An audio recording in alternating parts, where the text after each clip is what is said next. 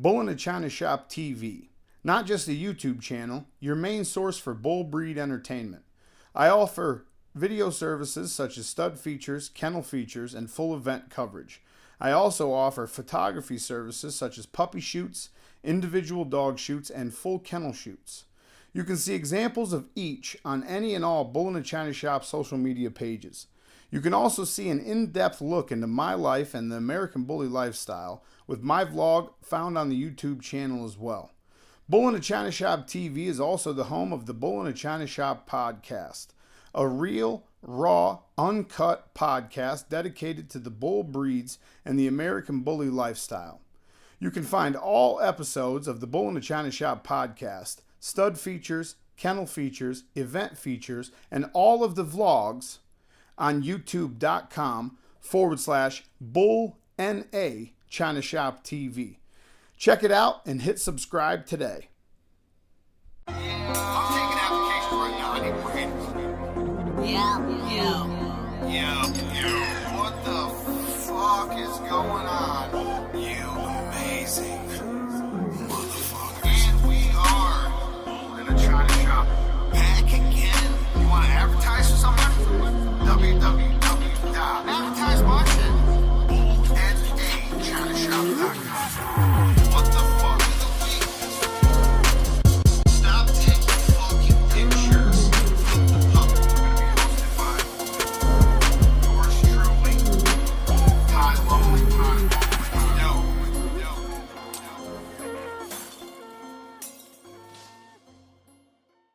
Yo, you beautiful motherfuckers. Guess what time it is? Take a guess. Take a stab. It's time. Episode 64, the Bull-NA-ChinaShop Podcast. Hey, Jane, what are you doing November 11th? What do you got going on November 11th? I mean, I know where I'm going to be. Where are you going to be? I'm going to be in Chicago. Chicago. Shot That's town. right, on the pier. Navy Pier, ABKC Nationals. ABKC Nationals is the annual end-of-year prestige event hosted by the ABKC where the top dogs come to compete. November 11th, Chicago, Illinois, the world-famous Navy Pier. Exclusive custom trophies, coveted ABKC Best in Show multi-breed statue. Your judges this year, you might recognize one of these names. You might recognize one of these guys. Senior Judge Rolando Mata and multi-breed judge Ty Lumley. Ha ha! That's me. Hey, that's me. There will be award ceremonies honoring the veterans. It is on Veterans Day this year, if you didn't know that. That's right. Nationals is on Veterans Day this year. So there will be award ceremonies honoring our vets. And we went dark. Screen went dark on me. Okay. Honoring our vets and a special dedication to the wounded warrior with a statue presented every year. A beautiful statue. There will be the titling and awarding of ABKC's top dogs of the year.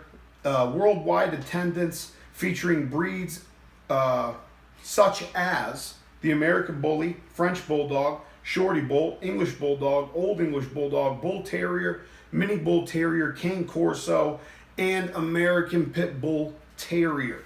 There'll be vendors, food, and activities for the kid. This is a family-friendly event. For all information, all questions, all inquiries, ticket sales, booth sales, hotel information, parking information, go to abkc-nationals.com. Let me say that again, abkc-nationals.com. I have one more thing to add to this. Add. Don't all the dogs need to be registered before Nationals? Yes. If you're planning to show your dog at ABKC Nationals, November 11th, Chicago, Navy Pier, Ty Lumley, Rolando Mata judging. If you want to get in on that, if you want to be part of that, you need to have your dogs registered with the ABKC beforehand.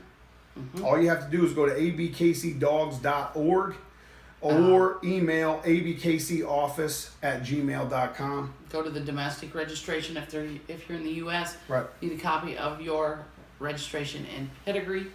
Fill out the single registration form. $20. Get that in the mail. Do it this week.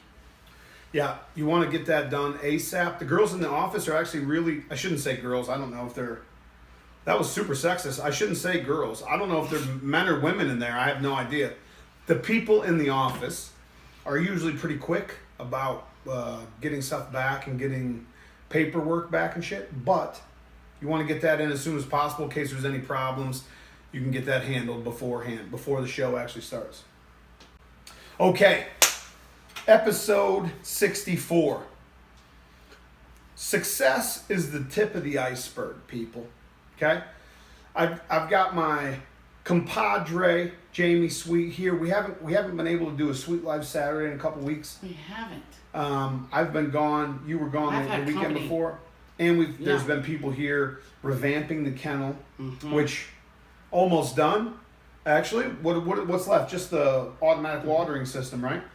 So as soon as that's done, we're going to get some footage to do a little tour of that also. But we just haven't got to do a Sweet Life Saturday in a couple weeks. So I figured, fuck it. We'll do a Tuesday episode, make it as long as we want, and talk about shit that we've been wanting to talk about for a minute anyway. Now, you put a post up on your Facebook that had a picture of an iceberg, and on the top of the iceberg, it was a submerged iceberg. Wasn't that a great post? I love that picture. It was like a cut in half iceberg. Yeah, what do you call that view?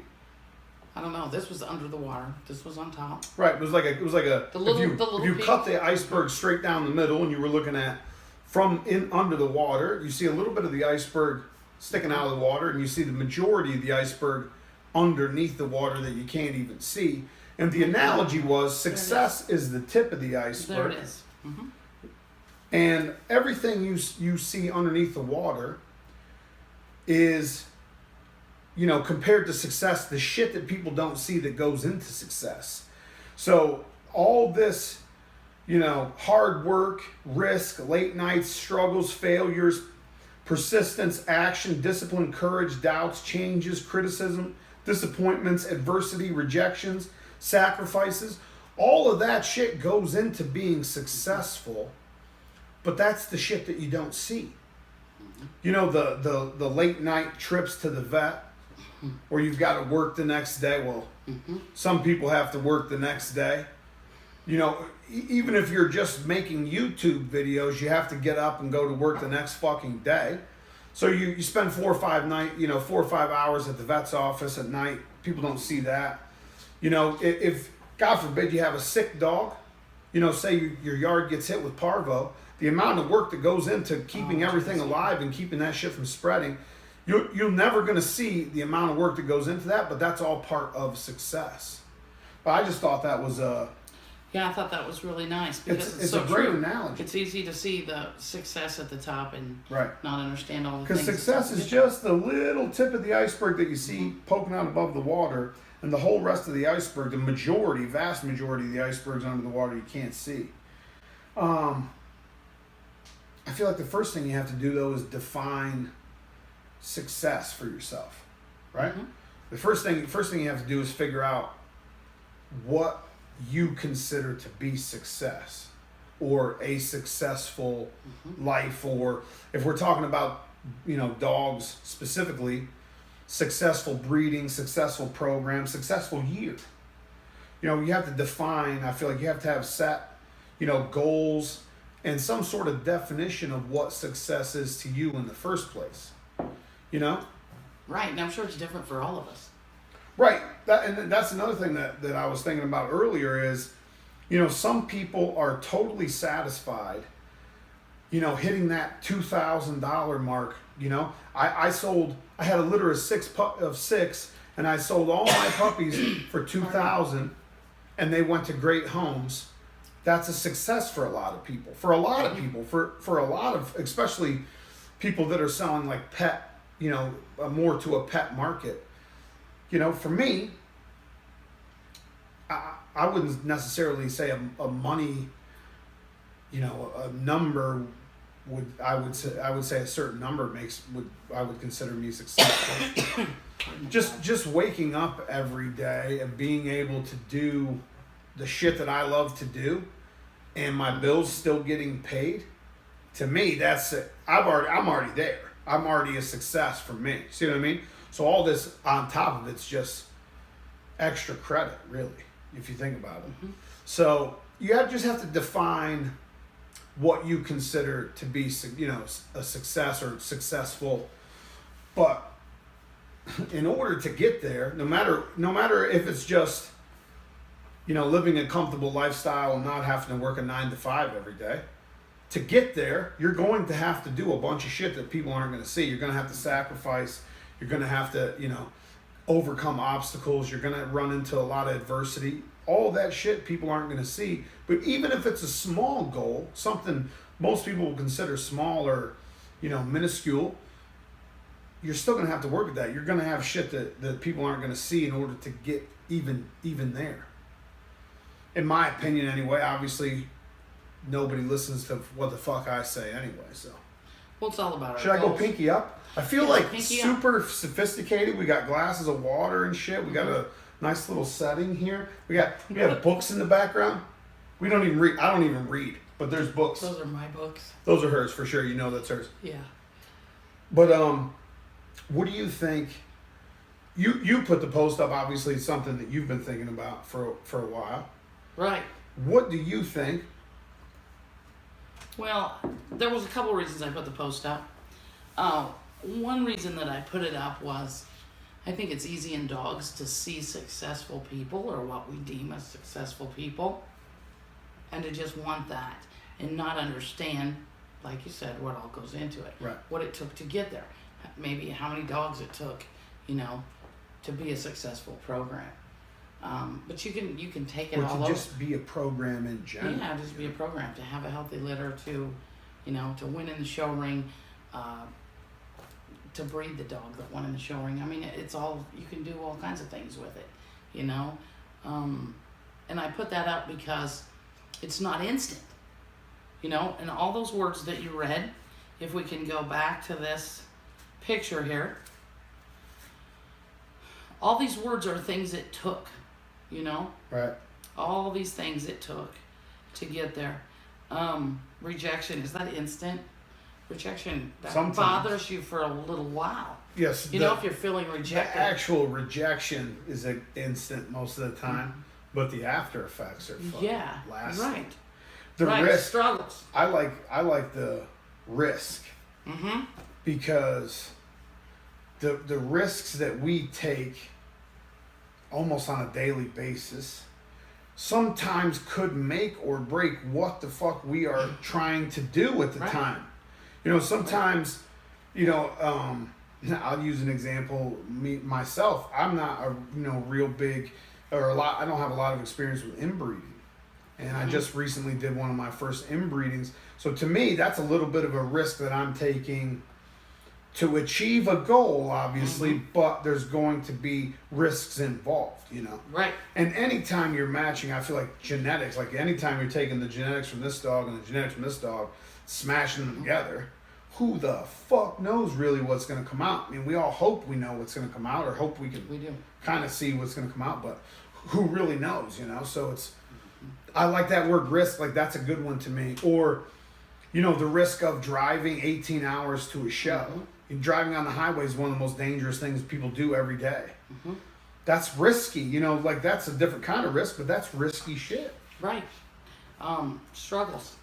We all have those. They could be little, they could be big, they could last a year, I mean, we have all those things and it's not instant. So when you see somebody that's successful, it's so much more than just going out and buying an expensive dog and feeling like you got it right there.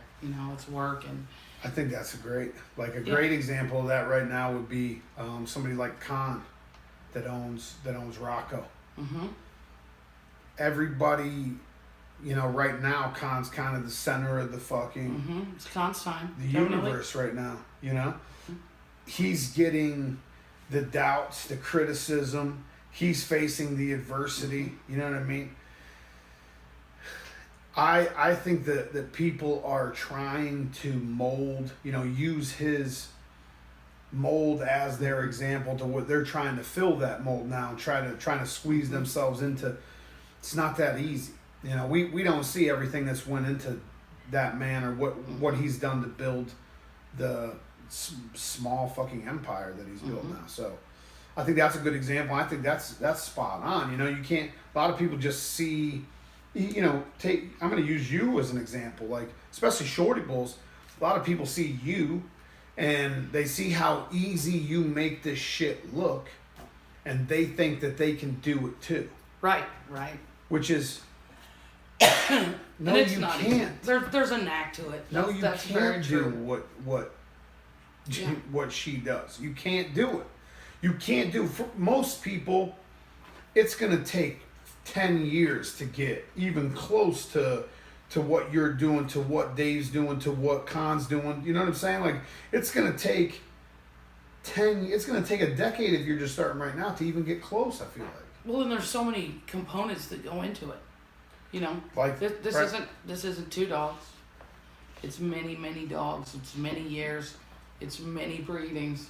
You know, and every time you do something, you learn from that. So hopefully you get better at it. Hopefully, right? Yeah, you know, we don't always. We have things, because this is not a guarantee.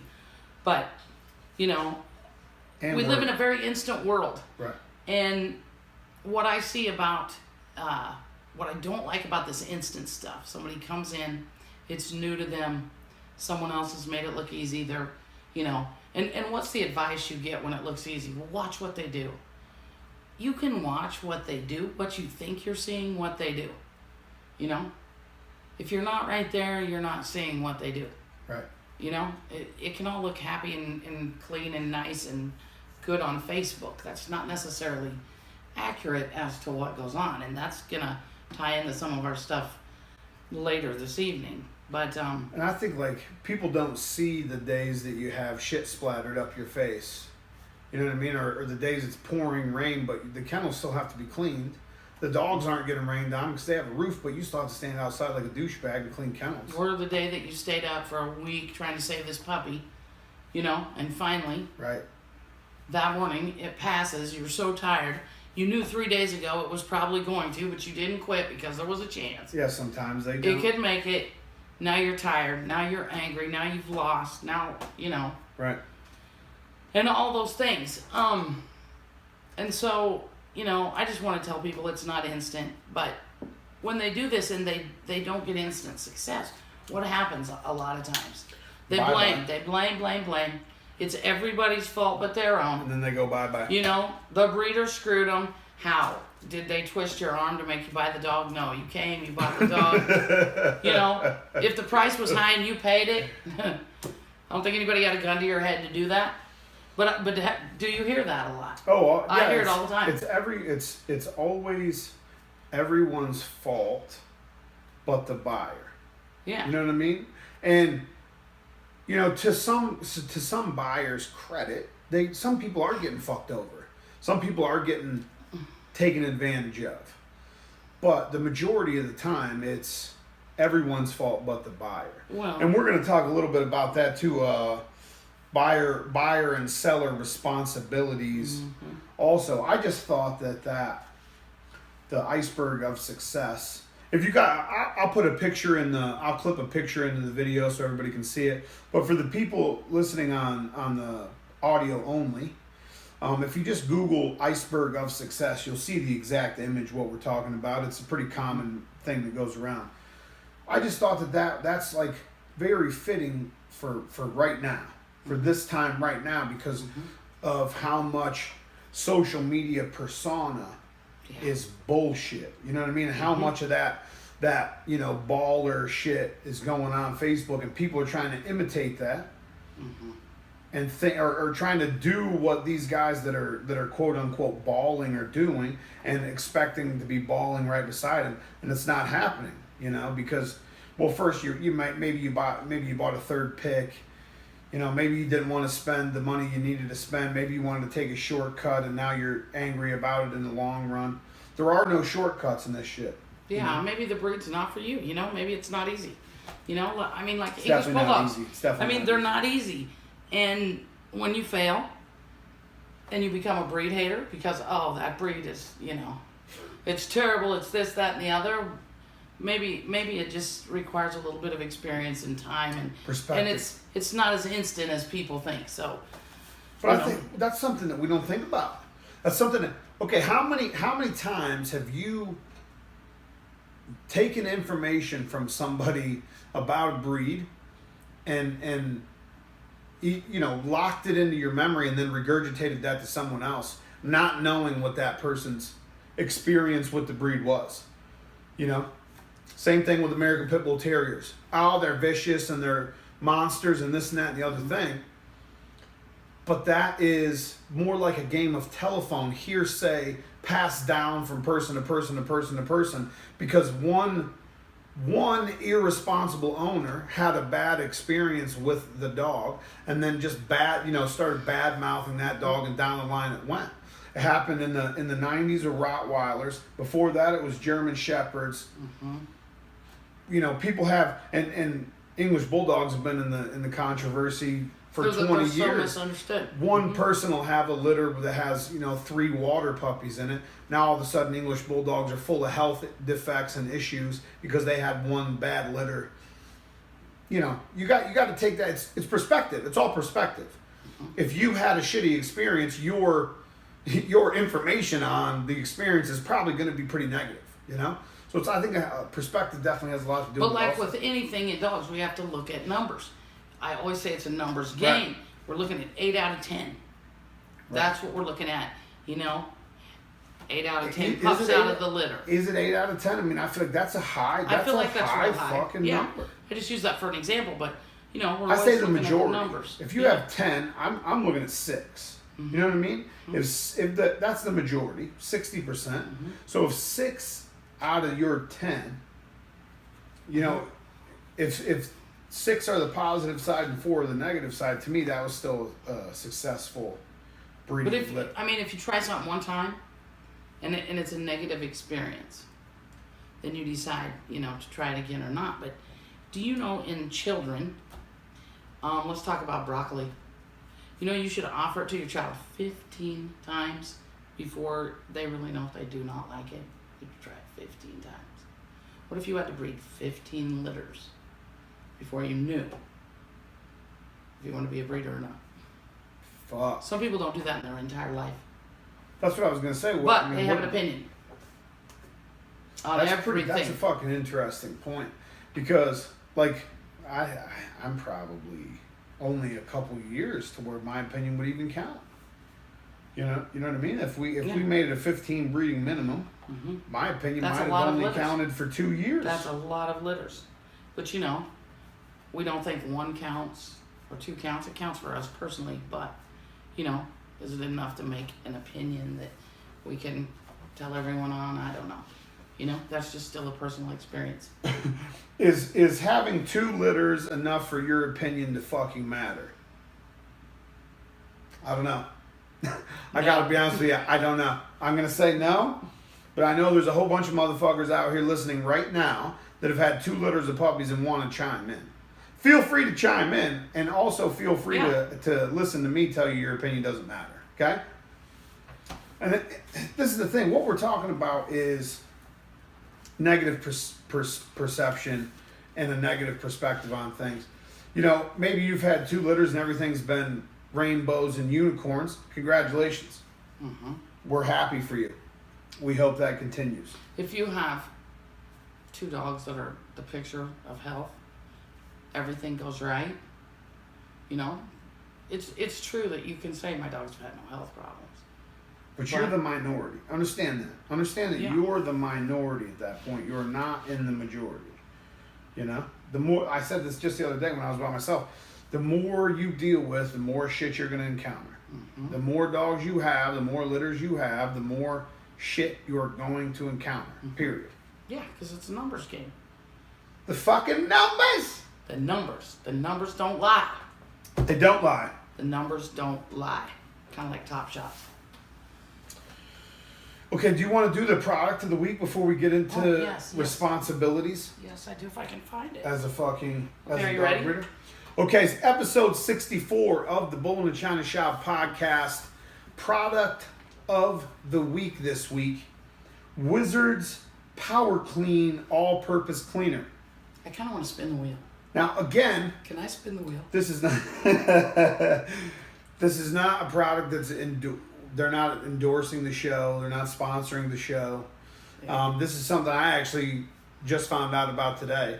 But Jamie's had great experience with it, and it's more for, you know, tough messes, for the people that travel with their pets a lot, keeping your car clean. Well, you have more experience with it. You tell them about it. Okay, well, I have 140,000 dog miles on my vehicle, and Legit dog miles.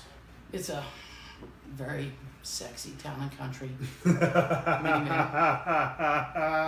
that I did not want to drive at this age, but because of dogs, I have a charcoal It's the minivan. ultimate traveling vehicle to Yeah. me. I mean, unless you want to get one of the big sprinters or something. Right. It is good for minivan dogs. is And things. We get a lot perfect. of dogs in there. The stow and go, the Mhm. fucking, I mean, it's the room that's in there, it's perfect.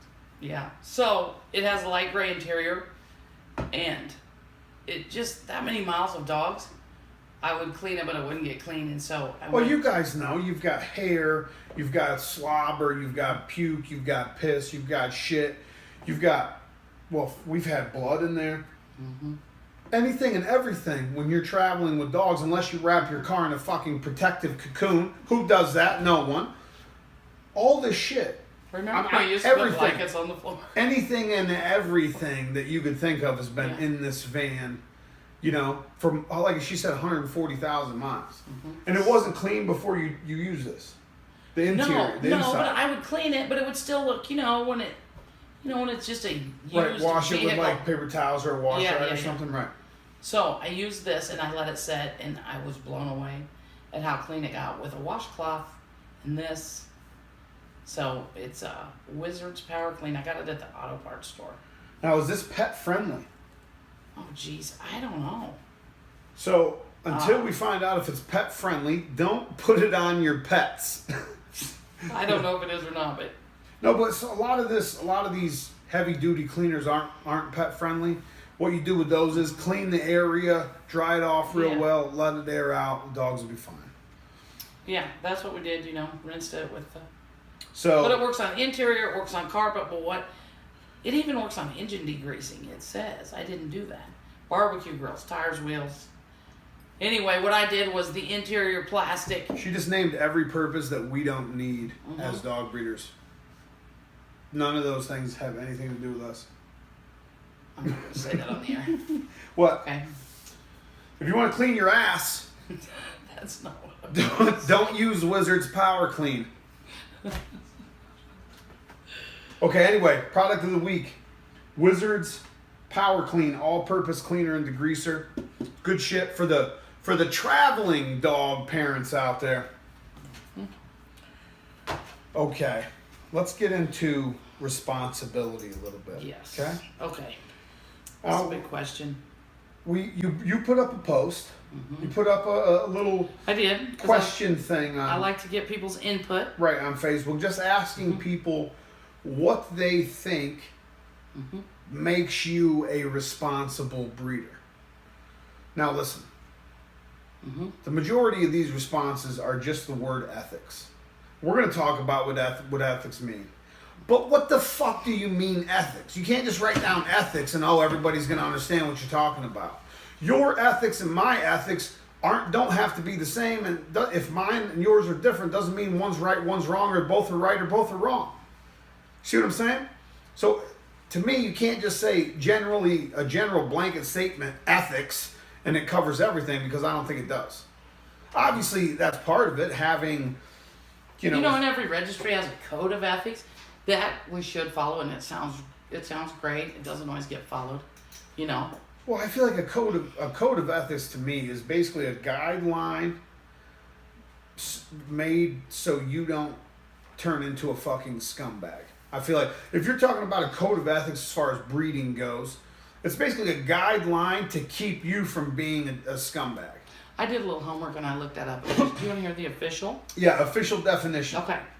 It's a guide of principles designed to help professionals conduct business with honor and integrity.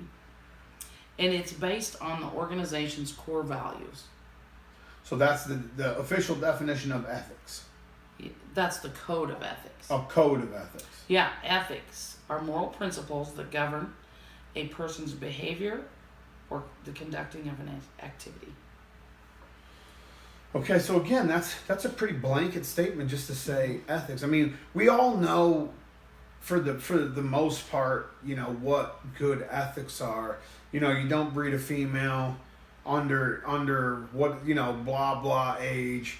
You don't breed dogs that have blah blah flaw, and you know, we get the gist of it. Good sportsmanship. Yeah, you shake the motherfucker's hand that you lose to, and you know, I don't know, back up what you sell and the health guarantee part of it, but I don't feel like a health guarantee falls under ethics. You know, like a lot of people do have a health guarantee, but I'm just trying to keep this from bumping the mic. Responsible breeder practices. Responsible breeder, but to me that's not part of the code of ethics. Right. You see what I mean? Like my definition of good ethics may be different than yours, and that's not saying that either one of us is wrong. Right. You see what I'm saying? Because it's kind of an objective thing. That can vary on so much as where we live, because we are in a very agricultural area here. So what's normal to us is very abnormal to someone who lives in a major city, you know, and not an agricultural area. Right. I mean, and there are legit breeding operations here. You know what I mean? There are legitimate operations here. It's not like, you know, Fabio down the block has 4 dogs and a couple kennels in the backyard. I'm talking operations. I'm talking legitimate fucking worldwide dog broker type operations. You know what I mean? So what people here view as acceptable, and I've been on the East Coast too. I've lived on the East Coast also for a long time. What people view on the East Coast is acceptable, and what people view here as acceptable are different. Very different. Very different. Not saying one's right or one's wrong. I'm just saying it's different. Yeah, cultural, you know, differences. And so I think, it's just my personal opinion, we ought to have universal principles, you know, just certain things apply across the board. Okay, so what's the difference between ethics and principles? Okay, principles, fundamental truth or proposition that serves as the foundation for a system of beliefs or behavior or a chain of reasoning.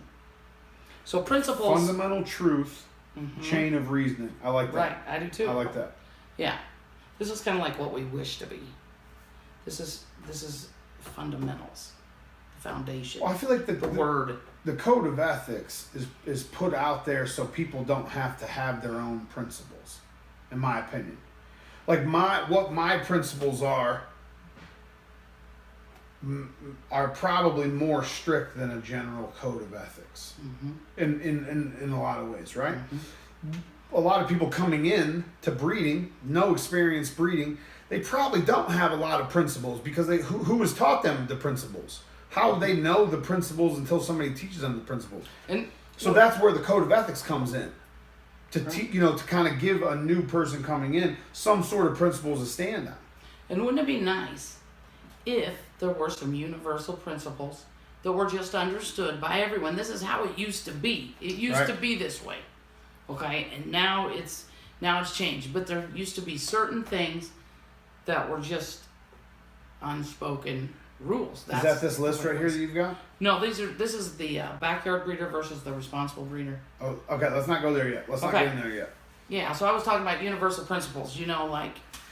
Let's just name 5. What do you think, like a universal principle? Okay, like the fundamental truth behind breeding dogs. Okay, to secure your place in a litter, you need to send a deposit.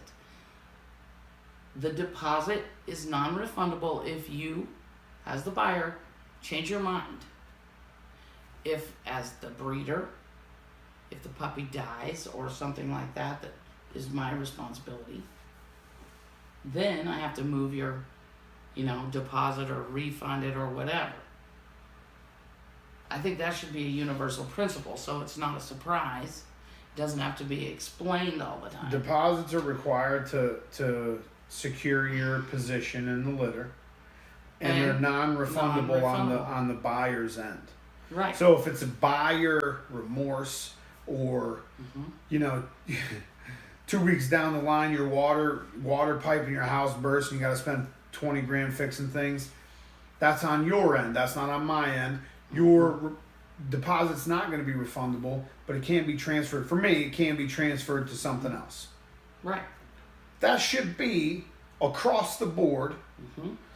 A deposit is required to hold your spot in the litter. That's across the fucking board. I don't know anybody. I don't fuck with anybody that don't have that in place already. Mm-hmm.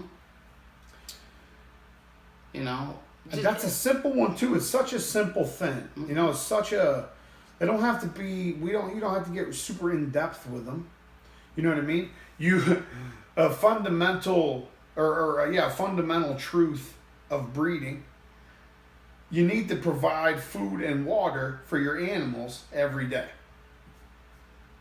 That's simple shit. Mm-hmm. That's something that everybody obviously is. That's pretty automatic. But if you're just coming in, let's say you've never had an animal before, which if that's the case, I suggest you pump the fucking brakes and read a book, right, before you even think about getting a dog. If you haven't read the book and you've already got the dog, the code of ethics is a good place for you to start to say, what should I do? What shouldn't I do? You know what I mean? Mm-hmm. Should I, just put a 37-pound chain around this dog's neck, let him run around in a 5x5 box for days at a time without eating, run around in the shit? To some people, it's for me, that's unacceptable. But there are people on this planet that don't know that is not how you do shit. Let's talk about this. This would be a personal one. I have a dog that's in labor. I'm going to let this dog labor for 3 or 4 hours. And I'm going to monitor that. And I'm going to call a vet if necessary. Somebody else, we see it on Facebook all the time. What happens? The dog went 12 hours. Now the litter's lost. Possibly the mother's lost. Things like that. That's personal. Why would someone do that? To not pay an emergency charge at the vet? Right. And you're going to wait till 10 a.m. tomorrow so you don't have to pay the emergency charge at your vet, you fuck? Maybe that's a place where you shouldn't raise dogs. You shouldn't. I mean, let's just be honest. If that's something you're never going to find in the code of ethics, though. I know, but as far as like the labor, you know what I mean? That's not going to be in a code of ethics. Some vets won't come in. I have friends that vets will not come in the after hours of the clinic. We're very fortunate here. We can call the vet personal. I say you need at to find 2:30 in the morning and go to the vet. So maybe in the big scheme of things, we're in an agricultural area. Maybe we're supposed to raise animals here. It's so much easier. But well, and I think we've said this 100 times. Having a good relationship with a quality vet. If you're going to do this shit for real, if you're going to take this seriously, even if you only have 3 dogs at home and you want to have 1 litter a year and you're not really a breeder, you're just a hobbyist and a fur mom, you still need to have a quality vet and you need to build a good relationship with that vet. Because if you are going to a vet right now that won't come in after hours to do an emergency C-section and you want to breed dogs, you need to find a new vet, period. How many times have you had, let's say we schedule all of our C-sections for the most part. Mm-hmm. What would you say the percentage is between dogs that go on schedule and go early? At 2 a.m., you know what I mean? Randomly in the middle of the night go early. I would say that there's a large percentage of those C-sections that go early before we're on schedule. And how many times have we had to call Doc out of bed in the middle of the night? I'm going to tell you something that you probably didn't even realize. But I know you do it just like me now. When we had our first litters, we were the ones calling at 2:30 in the morning, and it was a major. We have to have this now. Oh, I will get you out of bed. I promise. Get you out of bed. But now, because we're experienced, signs are easier for us to recognize while we're monitoring. And so, because of that, we usually can figure out we're not going to last through the night with this bitch. Yep. So, at 2 o'clock, we're thinking, well, what's she doing? What's her temp? How's this progressed? We want to get in there before 5 so we can get this done. We don't have to get anybody out of bed. We can come home, put them in the incubator, get her laid down, whatever. So that's, Yeah, and that comes with experience. That comes with experience, because in the beginning, I'll never forget how, I don't want to say it's less exciting now, because it's still exciting. No, but it's less nerve-wracking now. It is, but it's just like, when you have your first baby versus your 5th child. Oh, with the baby talk. It's still exciting. Shut down the baby talk. I don't know where that's coming from. But it's still exciting. It's a big day, but you're a little more experienced with it. But at the same time, you're not. So you're not acting. You're not talking to your vet. Even if you do have to get them up at midnight, it's not a stressful thing. It's hey doc, this bitch is not gonna wait. Yeah, and sometimes we still have to do that. But you're right. Like the longer you do this, the earlier you'll be able to see the warning signs. Mm-hmm. Yeah, and see the progression. Okay, so like I said earlier, you put a post up on Facebook asking what you thought or what people thought makes you a responsible breeder. Right, because we argue on Facebook a lot. We argue a lot. In general, not her and I. Yeah. But in general. In general, and on social media, we see a lot of, breeders tearing down other breeders, and it'll always be that way, somewhat. Right. So let's just go through these. Let's start right there at the top, and we'll just go through down and read some of the responses. Okay. Eric Mayton. So many breeders lack morals and ethics. Sean Stake. Ethics. Thomas Place. Most important thing, don't sell or pet home non-worthy stock that is not fixed. I have so much to say about this. Thanks, Tommy, because I agree 100%. Tomas. Now, how many times will you hear somebody, this is a pet quality dog, yada, yada, yada, yada. It's cheaper, but the breeder sells it intact for less money. Oh, yeah. That all sounds good, but if you're really, truly the responsible breeder, that thing's fixed before it leaves. These motherfuckers have heard me say that about 6 times. If you send a dog out that is intact, it will be bred. Yeah. I don't give a fuck who you are, or what you say, or how many stories you have of people upholding their end of the bargain.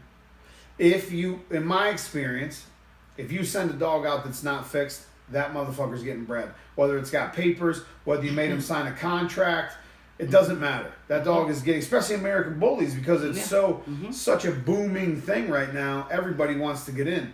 So they want to come at you like, oh, I'll take this pet quality puppy, I'll only spend half the But money. really, deep down inside, people know if it's not intact, it's harder to move for some money. Oh, for sure. For me personally, I just make that real clear, like Tom said. We just do a deposit. So now this is your puppy. It's old enough to get fixed at 16 weeks. At 16 weeks, it'll be fixed, and then you can come pick up your puppy. It's not something where you can fix it on your own. I've done that. I've made the mistake of doing that shit myself, and those dogs were bred. I mean, they were bred. Bottom line, if you don't fix the dog yourself, it's going to be bred. So if you're going to talk about how responsible you are, make sure you're fixing things before it's getting out there on those limited registrations, Well, and we don't even have a limited registration as far as ABKC or BB. Do you have it with the BBC? Oh yeah, we have it. With ABKC, there's no limited registration, right? Really? If you sign that paperwork, that's breeding rights. You have. Wow. You don't even need anything else. You just need that piece of fucking paper. That's what I mean. If you're going to, which I don't know if that even matters, limited rights. Yeah, it doesn't anymore. Doesn't matter. Papers used to give us a lot more leverage than they do now, People because just now, don't care now. well, and there's so many registries. If Registry A doesn't, Registry B will. Anything. So there goes our leverage. Any bull breed you know, the IOEBA will give you fucking papers. I promise you. That's a joke to me. Anything goes. Probably not a joke to the IOEBA, but I'm serious. Fuck you guys, man. Like back in the day, it was the American Pit Bull Registry, the APBR. You didn't even have to send a picture into that motherfucker. You just send up, hey, I got this handwritten joint here, and you could get paper, registration paper for your handwritten $100 back road Brindle Pit Bull. You could get papers for that shit without any information almost at all. So she's right 100%. Who's next? Emily Macklin. I can't say these names. I hope I got that right. Naming these people. A simple one. It's okay to skip a heat cycle or two. That's true. It is okay to skip a heat cycle. I don't think it's okay at all. If you're not, yeah. I disagree 100% on that. Right? I've had this conversation with our vet multiple times. Right? If you skip a heat cycle, your bitch is still getting bombarded by progesterone. Progesterone is the hormone that fucks with the uterus, right? So if you don't breed that dog, she's still getting that harsh bombardment from the progesterone. The uterus is still getting beat up whether you breed that bitch or not. Yeah, I mean, yeah, okay, I shouldn't say I totally disagree. If the bitch isn't ready to have puppies, well, but listen. her body's going to tell you that anyway. If her body comes into heat, has a or you know, comes into her cycle, ovulates, drops eggs, she's ready to have a litter. That's her body telling you she's ready. And if you skip that heat, the progesterone's still going to be banging that uterus anyway. So for me, skipping a heat doesn't make sense. I'm not saying it's more stressful, but why would you? If it's still going to be stress on your bitch, why would you skip a heat? You know what I think? I think it's easier to clarify that this way. If Peter you're not going to skip those heats, you know, Melissa Etheridge had a fucking song about skipping heats. Now everybody wants to skip heats. It's Sarah, okay? It's Sarah McLaughlin's whining ass. I don't even have my. Not Melissa Etheridge. Okay. Fucking Celine Dion come down here, wrote you guys a fucking song. Now everybody wants to skip heats. I get it. Okay, listen. If you're not going to skip heats, then probably what your philosophy is. I'm going to get the best pups out of this bitch young. Boom, boom, boom, boom. And then I'm going to fix her and I'm going to retire her while she's still young to a family who can enjoy her. While she's still young, instead of dragging it out and then trying to place a 10-year-old. But again, it's different priorities, different goals, Sure, different perspectives, right? Like for you, right? You know, for me even, that's a very viable option as to how we might approach a bitch. But for somebody, you know, Sandy Shipman down the road right here. I hope there's not a Sandy Shipman that lives down the fucking road. But fur mom number one down the road right here, she might have a dog that she plans on spending the rest of her life with. And it's going to be she wants to make her comfortable and she wants to, which that's a misconception also, because the progesterone is still going to beat the fuck out of that dog's uterus no matter what you do.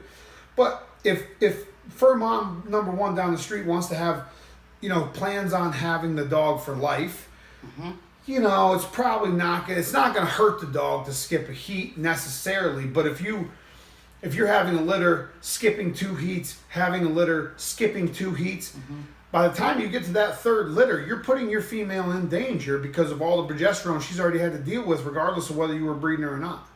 So she's still going to be at risk. You know what I mean? As a 5-year-old, 6-year-old, 7-year-old bitch, just because you skipped a couple heats in between, she's still going to be at risk. I don't know. And also, when you skip those heats, what are you opening up the chances of having? Yeah, pint mitra. That's what you do.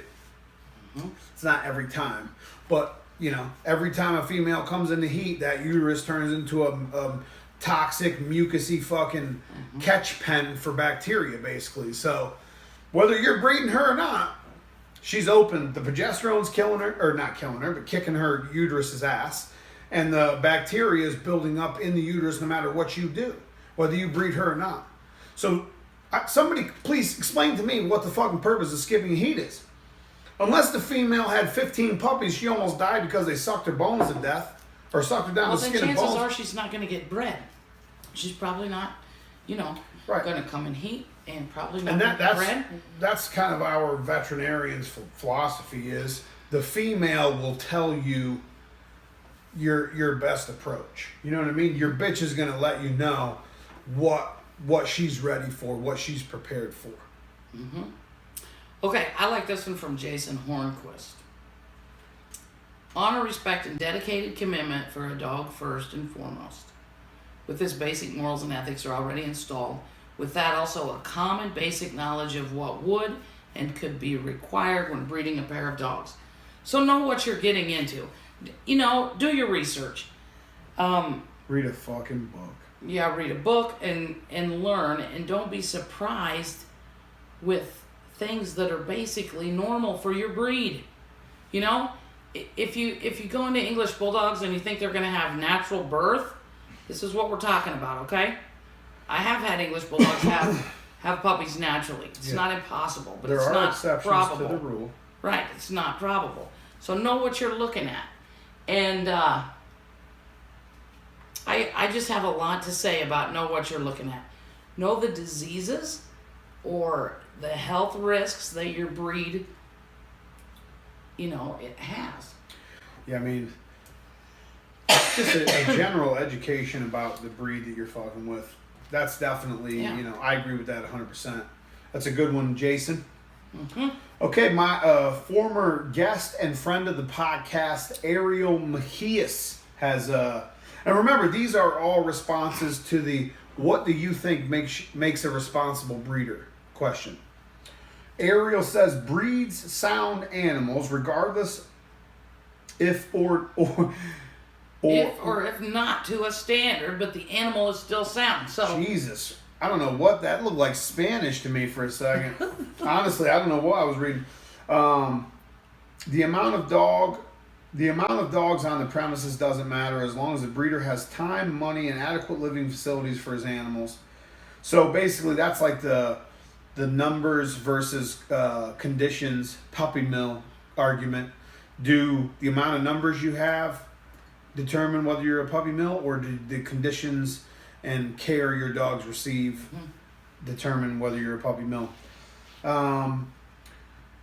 Doing only the amount of breedings that you know you can keep and keep what you need, and have a customer base to sell the others. Making sure that the customer base are quality pet owners. Super solid points, I feel like, from Ariel. Breeding sound dogs, regardless of whether you're trying to get an ideal dog as far as according to the standard goes. Breeding sound dogs, even if they're a little exaggerated, or even if they're a little under, what do you want to call them, refined. Mm-hmm. Even if they're a little refined as far as the standard goes, you're breeding sound dogs. I can agree with that. No one's mentioned breed type one time yet at all. No one's mentioned breeding typey dogs one time at all. To be a responsible breeder, if you know what breed you're breeding, you ought to be breeding dogs that look like that fucking breed. You ought to be breeding dogs that exemplify the breed that they're supposed to be. They act like it, they look like it, they walk like it, they talk like it. Looks like a duck, walks like a duck, it's probably a duck. Mm-hmm. And if you're going to change that, go all the way. Right, and there's, if you want something different, there's ways, there's options for you, I don't know, to me, like, that's a big, breeding sound animals is definitely a Wouldn't everybody want to breed sound animals? I mean, who is... you'd think that would be normal and logical. There are breeding people breeding for the elbows. I don't know what the exotic exactly what that means. I'm not sure exactly what the exotic elbows mean. You don't? But You got to get up on this. There stuff. are people from breeding for that, you know, Mm-hmm. and that comes from a short upper arm and an upright, like, you know, shoulder blade. And that's, you know, if you're breeding for stuff like that, I mean, you're really going to pay for it down the line. You know, it's going to come back to haunt you. Yeah, and I think that's a matter of time and longevity in what you're doing. You'll eventually. Yeah, it's going to come back around. No You'll doubt get about it. tired of that. Yeah. Okay, so cruise neatly. First things first, I think a responsible breeder has to have the time, money, and property to take care of every dog they have and everything that could come up. No slacking. This is very true. I like that one. A responsible breeder. We sell a dog, and the people have had some crisis in their life. Whatever it is, it doesn't matter what it is. They call you if you're lucky enough for them to call you. If you're lucky enough for that, even though you tell them, I can't keep the dog anymore. You know, you are responsible for this dog. So, in that regard, they can't keep it. You should take it back. Doesn't mean you should buy it back. It means you should provide a home for it till you find a suitable home for it. Give it a suitable home. Whatever. But that's part of being responsible too. Changing your cell phone number every litter is not really responsible. Also, you might have a litter, even if your market's set up to where, you know, you have no problem selling stuff. Even if the pedigree behind the pups is set up to where you don't think you're going to have a problem moving them. Even if there's a lot of interest at first, when those puppies come out to be 6, 8, 10 weeks, sometimes you're going to have to keep a whole litter. I mean, sometimes you're going to be able to move one puppy and you're going to have 5 puppies left over. You're going to have a place to house them, feed them, clean them. You know what I mean? Like that is part of it. Being able to house everything that you put on the ground for as long as you need to. To me, I say it's a 1 year. You have a 1 year commitment to everything you put on the ground. Up to 1 year, you could possibly be committed to that dog without wanting to. Like even the stuff that you say you pet home. Like prime example, I'm about to send a pet home dog to Canada. Already been neutered. All he has to do is go. This dog's 14 months old.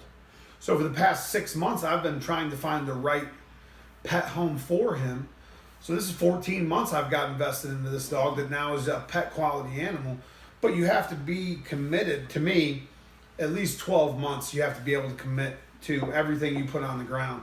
If you can't house everything you put on the ground for 12 months, you maybe need to cut back a little bit or move some things out or expand your fucking facilities, put some money into your program. But it's hard to keep an empty pen for very long.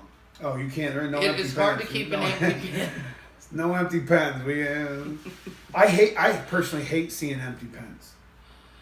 It makes me want to buy something, and I don't like buying dogs anymore.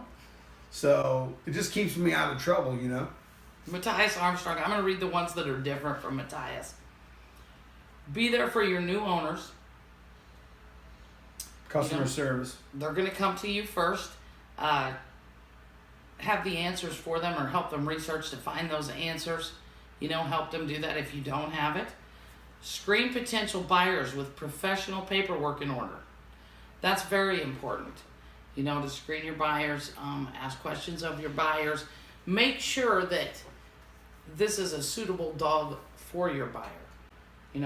I think that's hard for some people to do, but when someone contacts me, I say, what are you looking for specifically? It's a hard question for the buyer, I think. That was going to be my question. How do you go about the screening process? Well, it's not like a list of questions, right? I don't do it like Aslan. I don't require 3 months of, I need your electricity bill. Your electricity bill for 3 months. I need 3 references. Yes, your maiden name. I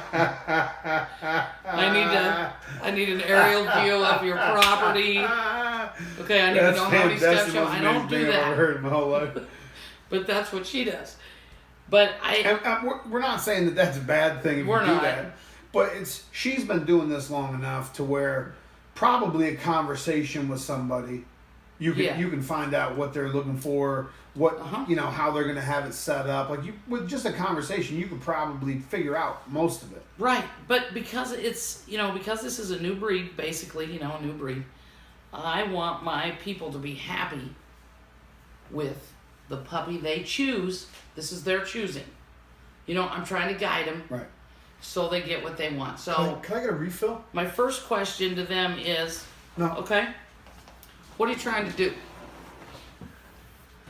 What are you trying to do? Let's just play this game. What are you trying to do with this puppy? I want the baddest I want the motherfucker baddest on the puppy. planet. Mm-hmm.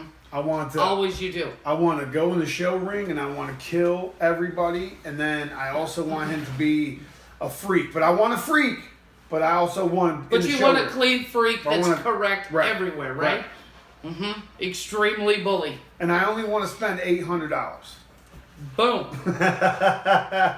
You're fucked, sir. You are. My fucked. phone's breaking up. And we're out here in Kansas. I don't know. The service isn't real Service good. is horrible here. No, but I ask, okay. So when they do give me that answer, I still don't know where we're at. I don't know what the baddest motherfucker on the planet No, is but to like you. Okay? that this person, you now know this person doesn't have a lot of experience. Yeah, so Just then by I say, that response, you know that person's pretty new.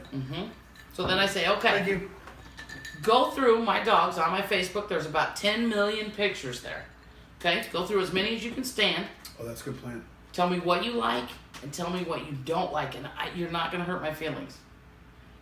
If you don't like the way Goldberg's face is, then say it. And then I'll know. Not to steer you towards one that looks like that.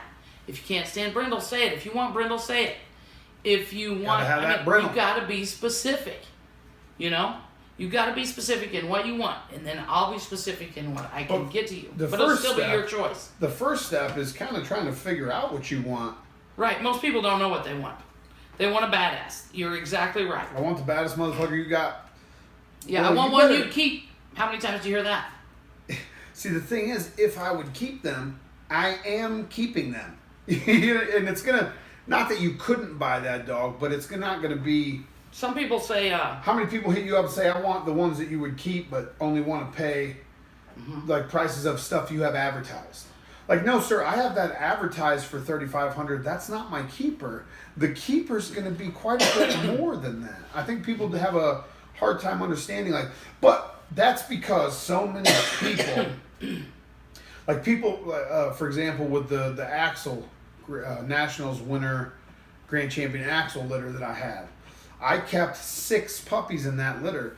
I've had so many questions about why I kept so many puppies. Did you have a hard time selling them? No. I put one puppy up for sale. He was sold the first day I put him up for sale to the UK. You understand what I'm saying? People have just a misconception because we have so many fake ballers out there who are...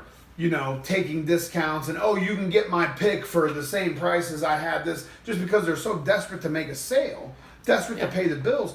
That's not how I operate. I know that's not how you operate. So it's like, people need to understand there's a certain things that you need to research before you're talking. Know who you're talking to.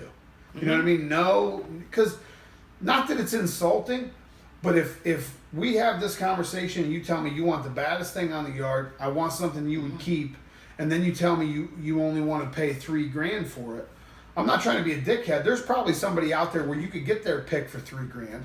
For me, we're probably not going to have a very long conversation after that. I'm probably going to get pretty short. I'm probably going to make you jump through a couple more hoops before we continue, just because I know the mentality you're approaching the situation with. well, people ask me, how much are your puppies? I might say, well, they're, $2,500, $3,500 and up from there. They're like, depending on what?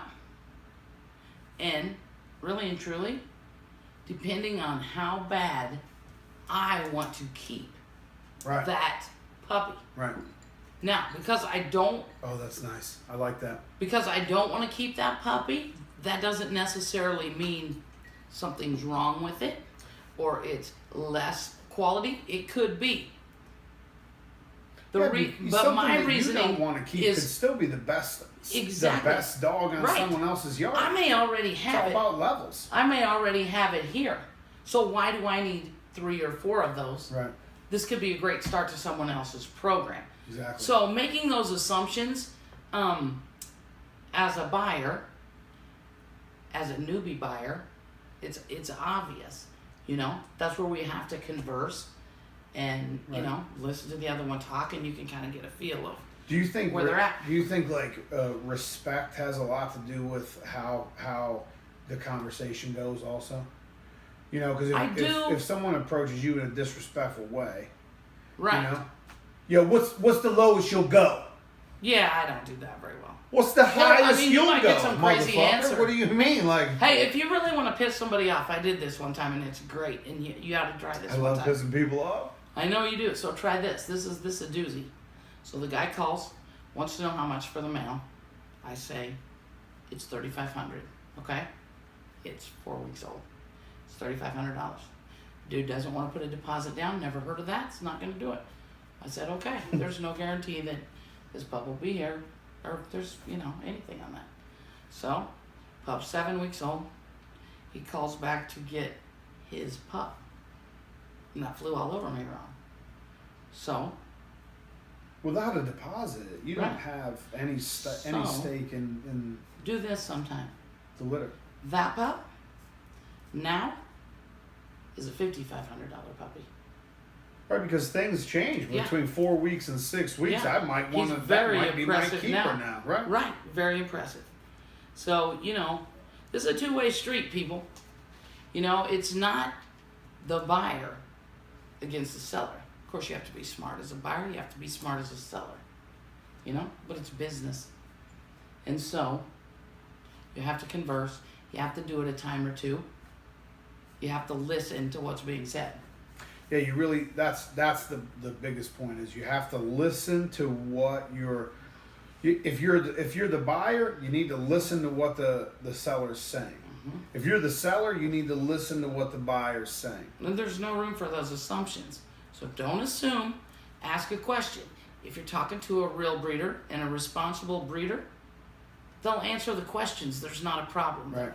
There's not a problem there. Yeah, as long as you're respectful, you can ask 300 fucking questions, and there's not going to be an issue. Especially if you've got a deposit in. See, the thing is, I don't know how you feel about it, but if we haven't done business before, it's going to be difficult for me to answer 65 questions. You understand what I'm saying?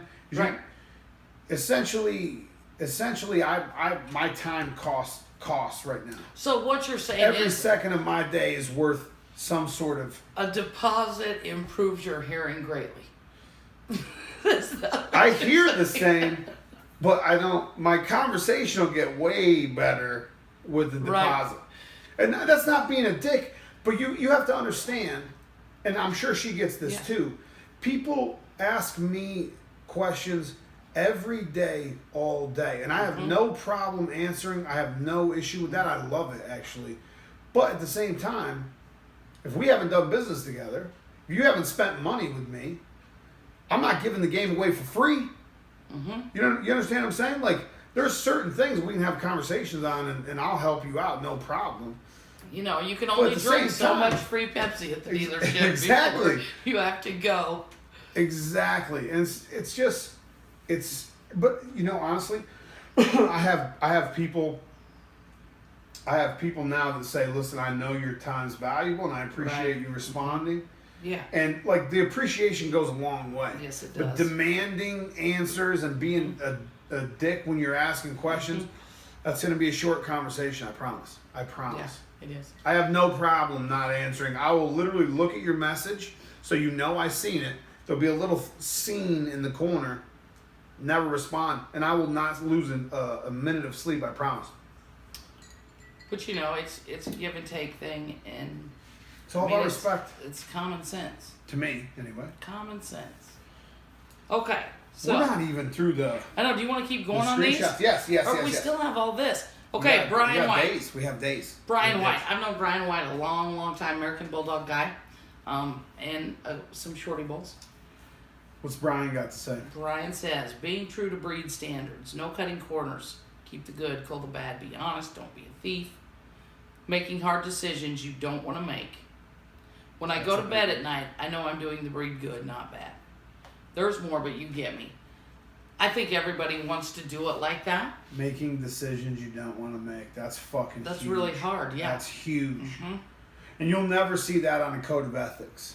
You'll never see a code of ethics say, someday you're going to have to make a decision between culling a cleft palate puppy or tube feeding a cleft palate puppy for some fucking cleft palate rescue to deal with in 6 months. What decision do you make? As a breeder, there's going to be times where you're standing with a fucking decision to make. I mean, it's just which way will you go? To me, I know it's an easy decision on that, but for a lot of people, it's not an easy decision. For a lot of people, the fur moms are going to say that euthanizing anything is not an ethical practice. Bull fuck. I don't agree with that at all. That's gibberish to me. Gibberish to me. There's no reason a cleft palate puppy should ever make it out of the vet's office. I said that shit last week. I'm trying not to get excited about it. Yeah. It pisses me off. I seen a little article about there's that a today. cleft palate rescue Yeah. specific for cleft palate puppies. Are you fucking kidding me? Well, I hope those are not intact. It drives me crazy. It literally boils my fucking blood. Because those are the people that let those cleft palate puppies stay alive. Those are the fucking people looking at me like I'm an asshole for euthanizing them. Mm-hmm. Get the fuck out of here. When did it be okay to let defects continue? You know, when did that be okay? When did that become common? I don't understand. It fucking drives me. It boils me so much. do you think We gotta get off that. I'm getting red in the face and everything. I can feel it. Do you think we're playing God when we do selective breedings? 100%. Then you need to play God all the way. 100%. All the way. From beginning to end. And it's hard for me. It sounds harsh, but it's hard for me with older dogs. Like making those decisions It's with hard. older dogs that you've already kind of committed some time to and made a connection with, and that's very difficult for me. But when you're standing there at the C-section and you can see a cleft from a mile away. Well, I'll tell you for the another most thing. part. You know, if it's a cleft lip and palate all the way, and sometimes you can only see the palate and the lips are right, but the palate's still fucked. You can see that shit when they're born, and just to let that continue because it's so, it's, I don't know. I'm going to tell you a story about Okay. that, okay?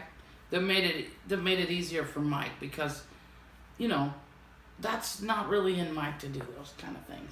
Right. At all, And it's not, it sucks So, for Mike, me too. It's just it you does. have to do that shit. You want to be a real breeder. You want to be a responsible breeder. You have to make those decisions that you don't want to fucking make. So we had one, and Mike decided he's going to take on the commitment of tube feeding this puppy, and he's going to get it neutered, and it's just going to, be his pup, and he'll make this commitment. So, okay, we're going to do this. So, of course, we all helped him. He's tube feeding the puppy. Means he's getting up at night, and he tube fed this thing for 6 weeks, and it looked terrible. At 6 weeks, it's scrawny, it's got a big head. Right. It snorts really bad. And so now it's time to eat mush. So the first 4 days, it did pretty good on mush. And on the 5th day, the puppy choked to death right in front of him on just a little tiny kernel of food that got up in the cleft. And it was very, very traumatic for Mike, and it was hard on Mike.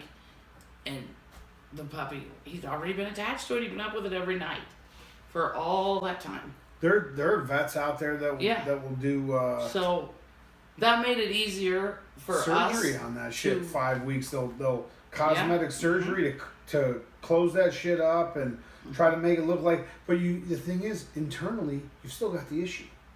Yes, it must be neutered if you're gonna do that. But dogs have litters. It's not just one. I just don't understand when it became common practice for cleft palates to leave the vet's office. Mm-hmm. When did this happen? Where's my memo? I did not get an update. I did not get the update. Well, when you think about it a little bit farther, that can lead into a lot of different conversations that I could go berserk on, but we're gonna stay on topic. I've tonight. been waiting for Jamie Sweet to go berserk this whole time. We're gonna stay on Just topic. one of these weeks, I want to see her face red, ears boiled It's gonna up. come. It's gonna come.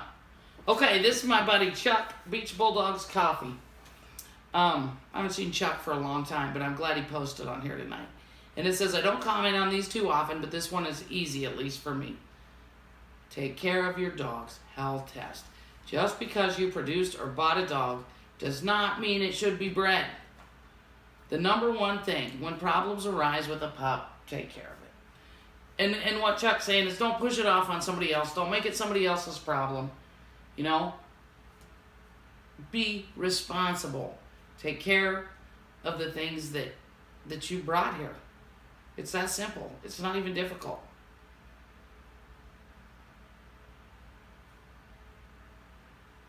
And you think that's a simple one, but you know it can be difficult. Like making these decisions sometimes can be difficult. Doing the right thing sometimes can cost you a lot of fucking money. You know, it could be a difficult thing to do. And a lot of heartache too. Okay, your turn to read, Andrea's. Really having compassion for the dogs, both your own and as a breed, I think really makes a difference. As a breed. As a breed, that's a big subject right there, as a breed. You know? Having compassion for the dogs. Mm-hmm. Well, anything. You know, an individual program versus an entire breed. Right. That's a lot. That's difficult. That takes some growing in breeding to understand that fully. Yeah, trying to separate. You know, it's kind of easy to separate your own program from the big picture and just kind of say this is my bubble and this is where I live. Right. You know, trying to think about the whole breed on a big picture on a larger scale. Sometimes it's kind of hard to detach yourself from being so focused and in on your own shit. Mm-hmm. Very much so. So those are some of the questions and the responses we had tonight. It's awesome. I mean, it's awesome to see everybody like participating, but at the same time, like just writing down a generic answer like ethics. What do you mean? What's your definition of ethics? Because we're all going to have different. We can see the dictionary's definition, but we're all going to, you know, define that a little differently individually. I feel like. Mm-hmm. Now, this I've been looking at this list this whole time. And basically what she's got a list or a left hand side of the page is responsible breeder, right hand side of the page is backyard breeder. She's got a line drawn down through the middle. Now what it looks like to me is the differences between a responsible breeder and a backyard breeder. Is what it looks like to me. The little red flags that go up, you know?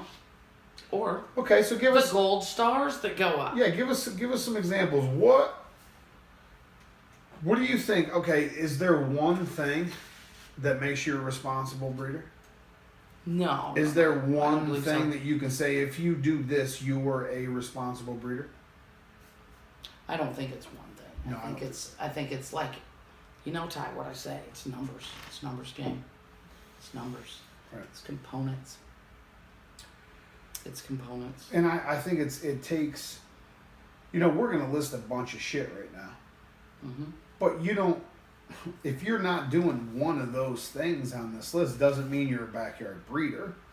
Just means that, you know, in our opinion, in Jamie's opinion, this is what, in her opinion, makes her a responsible breeder. Mm-hmm. So in her mind, these are the things that she works on a daily to stay in that lane. You know what I mean? But just because you're not doing, you know, 67 health tests on every dog that you have doesn't make you a backyard breeder. Most of the time these testing facilities are going to push every test that they possibly can on you to try to get paid as much as they can out of your pocket. I have something to say about health testing before we get into this, because I noticed a couple people on that post said, Health testing. Health testing. Okay, health testing, that sounds so general. Health testing, what is that? What's the difference between testing, screening? This is a very broad subject. Right. This is how I feel about health testing, in my opinion. And if you oppose it, somehow you're some sort of demon sent straight from... Yeah, and I disagree with that. I 100% disagree with that. I have many dogs, many healthy dogs. I have many dogs that have lived a long time.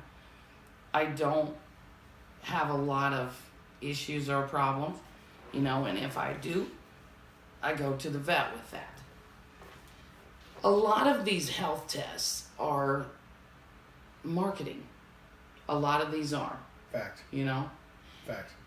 Truthfully, if I wanted to health test my dogs for something they don't have, I could probably sell pups on that when my breed of dog isn't even going to get it in the first place. Right, like ataxia. Right. You could literally test every shorty bull in the breed and maybe never find ataxia. But I could be the number one kennel that's ataxia free. But you could be the first Right. ataxia free shorty bull kennel just because you had 3 tests done that you knew were going to come back negative. But then, if there's a problem, then we need to address that. But if you dig in the dirt, your fingernails are going to get dirty. That's what my grandma used to tell me, and I believe that. Kind of like, if it's not broken, why fix it? Some of these things we need to expect with the breeds. Don't expect an English Bulldog to run like a Greyhound. Don't expect a Greyhound to resemble an English Bulldog in looks. But the health testing, make sure that it is health testing with results. And That's at least different. relevant to your breed. Yeah. For fuck's sake. Yeah. Not just a marketing ploy, because it gets used a lot like that. It's a little tricky words. What's that condition that Cavalier Spaniels have where their skulls don't grow big enough for their brain? And they spin in circles and scratch their ear for hours. I wish I could remember the name of that. I'm going to look that shit up. But you could test every American bully for that condition or disease or whatever it is. And I know for a fact you could go test every one of my dogs and you're never going to find that. Because there's nowhere in any ancestors or any breed or any dog that makes up the breed or any dog in the breed. It's just not there. So, I could be the first American bully kennel that doesn't have that condition, tested and proven. But what the fuck does that matter? We know that they don't have that condition. Mm-hmm. Now, like cardiac testing, I can understand that. Sure. Every breed needs to have healthy hearts, and every breed has health problems associated with the hearts. So I get that. Right. And I do screening myself. I haven't done any cardiac testing because I haven't had to. But I haven't had any. Every puppy that gets a health check has a cardiac screen. Every one of them. Every single one that sees our vet has a cardiac screen. Right. And that's why I said it has knees. It has elbows. Right. Checks the eyes, the ears, the testicles. But that's a screen. Right. That's not a test with results. Right. But, if there's a murmur, right, we're going to know about it. Right. If there's only one testicle, we're going to know about it. If there's an anomaly in the eye, we're going to know about it. If the knee slides 3 inches to the left and right, we're going to know about it. Right. Okay, so anyway, back to this. Responsible breeders. I'm just going to go through a little couple of things. You may do some of these. You don't have to do all of these. But usually responsible breeders don't sell to pet stores because they cannot screen their potential buyers. When you sell to pet stores, usually it's through a broker. They buy the whole litter. And you don't know the owners. So responsible breeder, no pet stores, backyard breeder, selling to pet shops. Or brokers, buy the whole litter for cheap. I just had someone, a broker, hit me up about dogs going to Asia. Or asked me if I had anything going to Asia. I did a little research and I seen that it was a broker. I would have to dig into it a little more, but I probably won't be doing any kind of business. Well, there's different. You got to dig into, like I said, you got to dig into it. If it's a reputable broker or whatever, and they're finding there's two different kinds of brokers. Instead of a pet shop over finding there or individuals, or a broker that, you know. There are brokers that shop for individuals Right, already. that's a little you bit know what I different. mean? That's a little different. Than somebody that just comes and buys a whole litter for, you know, if the going rate $600. Right. On your rat terriers, they're going to pay you $200 a piece for the whole litter. Right. You're probably not going to meet the owners. And they're going to Jimmy Choo's pet shop down in Atlanta, being sold for $600. Half of them got kennel cough. And I'm on one tonight, guys. I'm on one. Okay, so responsible breeders are usually focused on one breed, maybe two breeds, but, you know, not multiple breeds. You can read those. Backyard breeder does not socialize. Yeah, the puppies, if you notice, usually are a little bit skittish because Well, super skittish. they have, Most of the you time. know, stayed in a pen and maybe Right, they that's haven't the next one. Pups in pee and poop. in the box. Hard to train. You know, maybe they don't get out of the whelping box until Oh, they're I see 8 what weeks you old. mean. Yeah. Pissing and shit in the crate. Uh-huh. Copy. That, I mean, Yeah. you wrote it like, I don't even know. That was That's my- like some sort of soliloquy.